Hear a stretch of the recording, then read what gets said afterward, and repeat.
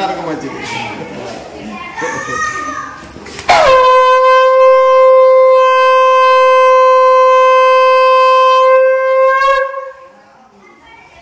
జై శ్రీరామ్. జై శ్రీరామ్. భారత్ మాతా కీ జై. మన రఘుదేవపురం రవీంద్ర కాలనీలో ఉన్నటువంటి హిందూ బంధువులందరికీ కూడా దయచేసి మన రామాలయం దగ్గరికి రావాల్సిందిగా నేను కోరుకుంటున్నాను. నేను మీ సుబ్బలక్ష్మి, దేశం కోసం, ధర్మం కోసం.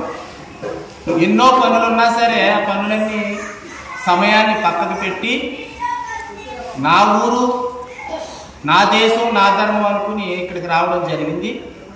కాబట్టి దయచేసి హిందూ బంధువులందరూ కూడా రామాలయం దగ్గరికి రావాల్సిందిగా కోరుకుంటున్నాను. ఎందుకనగా మన దేశం భారతదేశం, హిందూ దేశం, మన సనాతన ధర్మం నాశనం అయిపోతుంది. అనేక క్షుద్ర శత్రువులు పనిచేస్తున్నాయి. అయినా సరే మనం ఇంకా అన్ని మతాలు సమానం అనుకుంటూ మూర్ఖులుగా జీవిస్తున్నాం.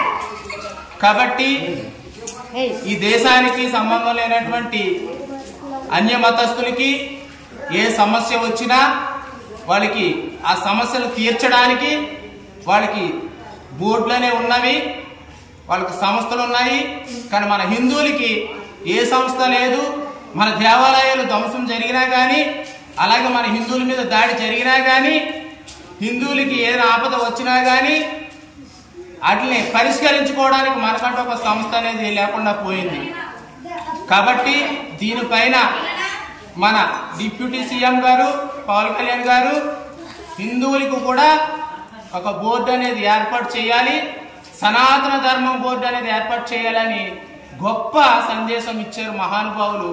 దానికోసం 5వ తారీఖున జనవరిన మనం భారీ ఎత్తున విజయవాడ చేరుకుని మన హిందూ ధర్మానికి మనకు రక్షణగా ఒక సనాతన ధర్మం బోర్డు అనేది విజయాన్ని సాధించుకుని మనం రావాలి. కాబట్టి ఆ సమస్యపై మాట్లాడడం కోసం ప్రతి హిందువు, ఈ రవీంద్ర కాలనీలో ఉన్న హిందూ ప్రతి ఒక్కరూ, చిన్నపిల్లలు కానీ, పెద్దవాళ్ళు కానీ, వృద్ధులు కానీ, ప్రతి ఒక్కరూ వచ్చి చిన్న విషయాన్ని మనం తెలుసుకుని ఎప్పుడు వెళ్ళాలి, ఏ టైంకి మనం బయలుదేరాలి, ఏ వాహనాల మీద వెళ్ళాలి అనేది దానిపై ఇక్కడ ఉన్నటువంటి ఆలయ పెద్దలు మాట్లాడతారు. ప్రతి ఒక్కరూ వచ్చి మన ధర్మాన్ని, మన దేశాన్ని మనం కాపాడుకోవాలి.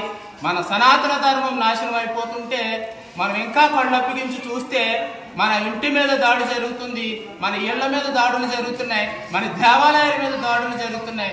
నెక్స్ట్ మన పిల్లలు మన దేవాలయాలకు వెళ్ళి బొట్టు పెట్టుకోవాలన్నా, పూజ చేసుకోవాలన్నా, మన ధర్మాన్ని ఆచరించాలన్నా వాళ్ళకి ధైర్యం ఉండదు.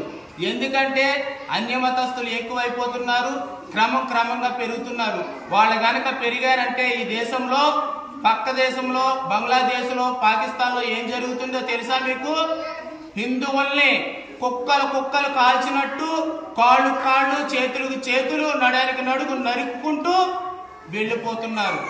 ఏమి చేయలేని పరిస్థితి, ఎవరు పోరాడలేని పరిస్థితి.